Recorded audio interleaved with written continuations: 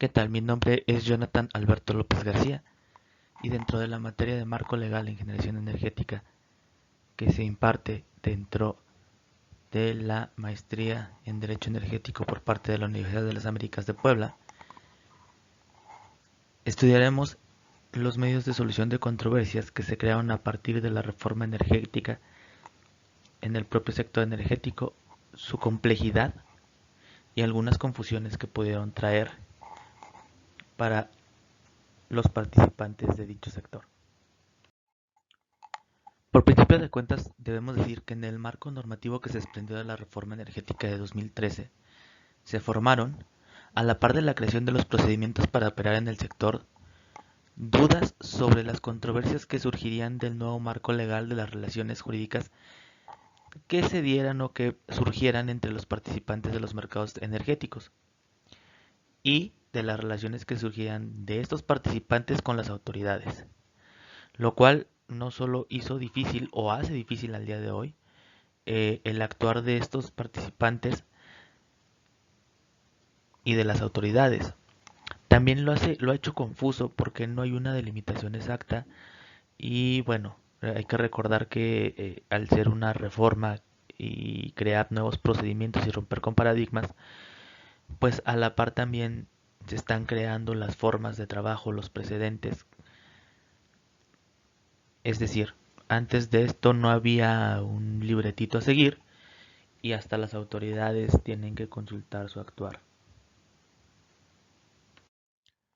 Lo anterior trajo consigo que actualmente existe un ámbito muy confuso para los particulares y los participantes del sector energético sobre las normas que se deben aplicar en la solución de conflictos que se deriven de algún tema en específico, ya que conviven dos sistemas normativos, el derecho público y el derecho privado.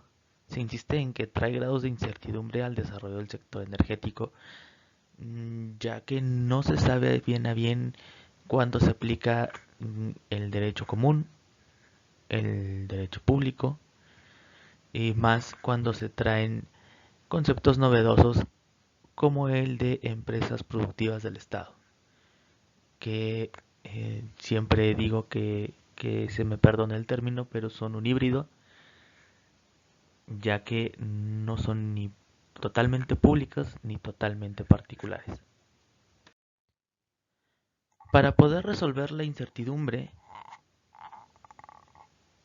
se debe también comenzar con el análisis de la naturaleza del acto o hecho que genere el conflicto que se plantea. Podríamos dividirlos en dos partes. La primera son permisos, autorizaciones, asignaciones, si se trata sobre un conflicto sobre temas y actividades reguladas por una autoridad o un órgano regulador del sector energético, y si es un conflicto sobre rescisiones en materia de contratos de hidrocarburos. Este es un tema muy específico que nos va a servir para ejemplificar perfectamente este tema.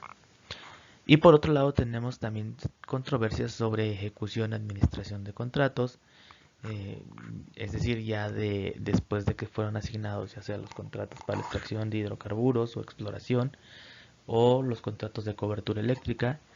Y también podríamos hablar sobre controversias que versen sobre liquidaciones dentro del mercado eléctrico mayorista.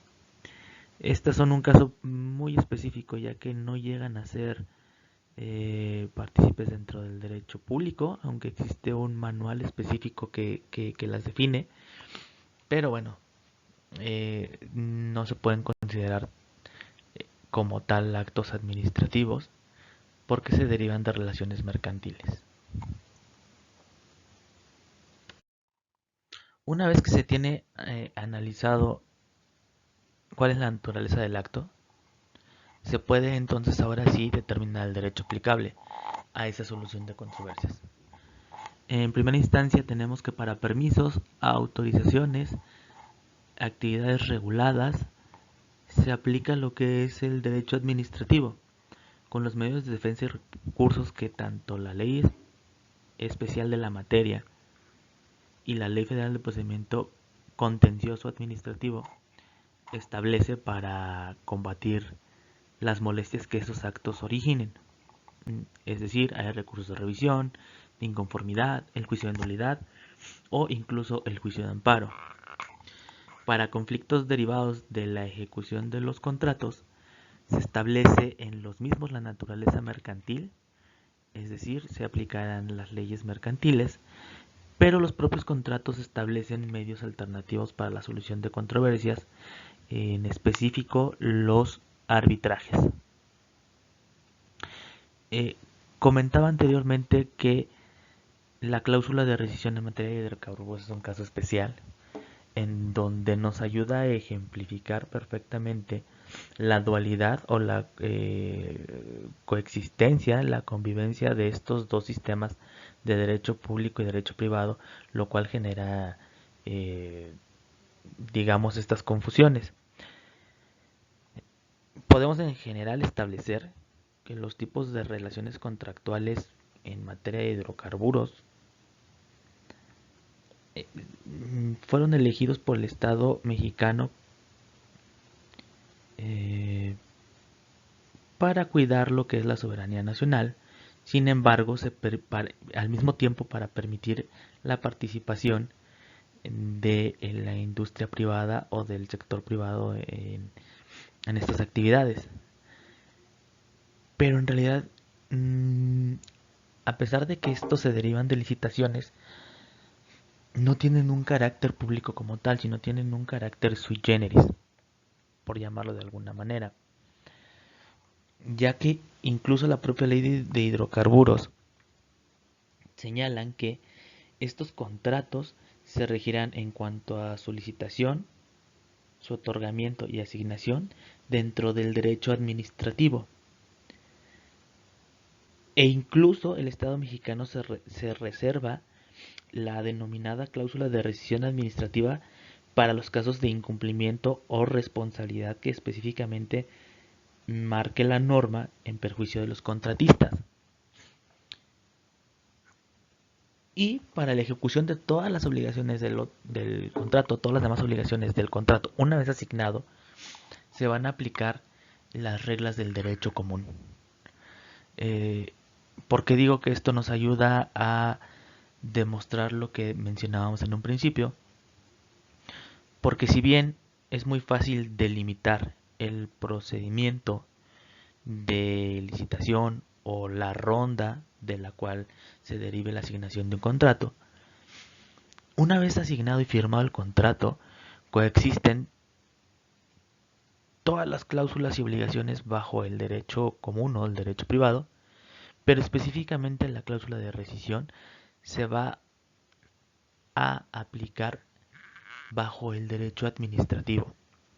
Entonces, pues esto es, digamos, la esencia de lo que aquí hemos expuesto y lo que trae ciertas confusiones, que una vez analizadas y estudiadas, pues vemos que, bueno, ya no es tan difícil, ya no es tan difícil su entendimiento, solo es un poquito complicada su ejecución. A efectos de profundizar en los ejemplos, en la presente lámina podemos ver un extracto de un permiso de generación de energía eléctrica otorgado por la CRE. Es un documento oficial, sin embargo, el cual puede ser consultado directamente en la página de la CRE. No obstante, para no tener algún tema con que sea algún tipo de información confidencial por el nombre de la empresa, solo se plasma la última parte del permiso, en donde él mismo señala que es un acto administrativo y se emite de conformidad con las normas que le aplican a la propia Comisión Reguladora de Energía, y por lo tanto podemos observar lo que señalábamos anteriormente. Cualquier controversia que se genere de este permiso, ya sea su aplicación, ya sea su suspensión, su cancelación, se deberá dirimir en los tribunales de materia administrativa según corresponda, ya sea con algún recurso de inconformidad ante el propio organismo o bueno, ya en un juicio de nulidad o en un amparo. De igual forma, podríamos plasmar para ejemplificar esta dualidad de materias aplicables lo que es una cronología de las subastas de largo plazo operadas por el SENACE. En este caso pongo ejemplo la subasta de 2018, la cual ya no llegó a su conclusión debido al cambio de administración. Se determinó suspender y digamos hasta la fecha ya no han salido nuevas subastas. No obstante, a efectos ilustrativos y sobre todo de ejemplificar lo que estamos hablando aquí, nos puede ayudar mucho. Vemos una serie de pasos o de fechas establecidas que las propias bases de la subasta daba, que van desde marzo del 2018 a febrero de 2019, y vamos a suponer que estos efectivamente ocurrieron y que se dio toda la subasta. Aquí se debe decir que durante todo este lapso de tiempo hasta la suscripción de los contratos se aplica la materia administrativa, ya que es un procedimiento, digámoslo así, de licitación, el cual se rige por la materia administrativa. Entonces cualquier conflicto que surgiera en este periodo debía ser combatido por los participantes o por los que se sintieran afectados en la materia administrativa. Ya sea que en la precalificación de algunos de los participantes, en la expedición de las fechas límites o los umbrales del valor económico máximo, se sintieran los participantes afectados en sus derechos, bueno, podían haber ejercido los medios de solución del derecho administrativo. Pero todo esto cambiaba una vez que se asignaran esos contratos y fueran suscritos por los suministradores de servicios básicos y los generadores. En este caso, los primeros en cuanto a compradores y los segundos en cuanto a vendedores. En esta subasta ya participaba la Cámara de Compensación, cuyas funciones hacía el SENACE. Sin embargo, bueno, era nada más un intermediario, el cual, bueno, si bien firmaba para tener una red de seguridad, la aplicación de los conceptos o de las controversias que surgieran de los contratos era la misma. Es decir, se aplicaban los mismos derechos. Entonces, resumiendo, durante toda el desarrollo de la licitación se aplica el derecho administrativo. Una vez que se suscriben los contratos, pues cambia un poquito el tema, como lo veremos a continuación. Y aquí tenemos cómo es que cambia completamente el medio de solución de conflictos. Una vez firmado el contrato, este es un extracto del propio modelo de contrato que se fue publicado. Este es en específico para los vendedores, es decir, los generadores, pero cabe aclarar que se repite para el contrato de los compradores. Y bueno, aquí la forma de terminar o de solucionar estas controversias pues es el arbitraje, como lo señalábamos, son medios alternativos de solución de controversias. El propio contrato establecía que antes de llegar al arbitraje, bueno, las partes iban a resolver, a hacer sus mejores esfuerzos para resolver las controversias entre ellos. En caso de ser factible, a designar un experto para poder terminar esa controversia.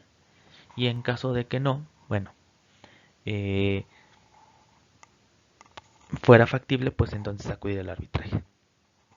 ¿Por qué se prefieren ya para la ejecución de los contratos este tipo de cláusulas o medios alternativos de solución de controversias? Porque les permiten a las partes firmantes seguir con sus actividades normales y digamos el cumplimiento del contrato y ejecución del mismo y solo quedar suspendido la parte que estaba controvertida. Es decir, si había una diferencia o una controversia entre el monto del producto entregado o entre la cantidad a pagar, bueno, pues solo eso quedaba suspendido, solo eso se resolvería en el mecanismo de solución de controversias y lo demás se seguía dando, eh, se seguía ejecutando de manera normal. Eh, bueno, pues hasta aquí con la explicación de los mecanismos de solución de controversias y bueno, con los ejemplos creo que quedó claro la dualidad que existe, la confusión que podría llegar a surgir entre los participantes y bueno, también la complejidad para las empresas para ejercer su mecanismo, pero una vez que se tiene comprendida esta situación, también es más fácil y más factible que puedan ejercer sus derechos. Gracias.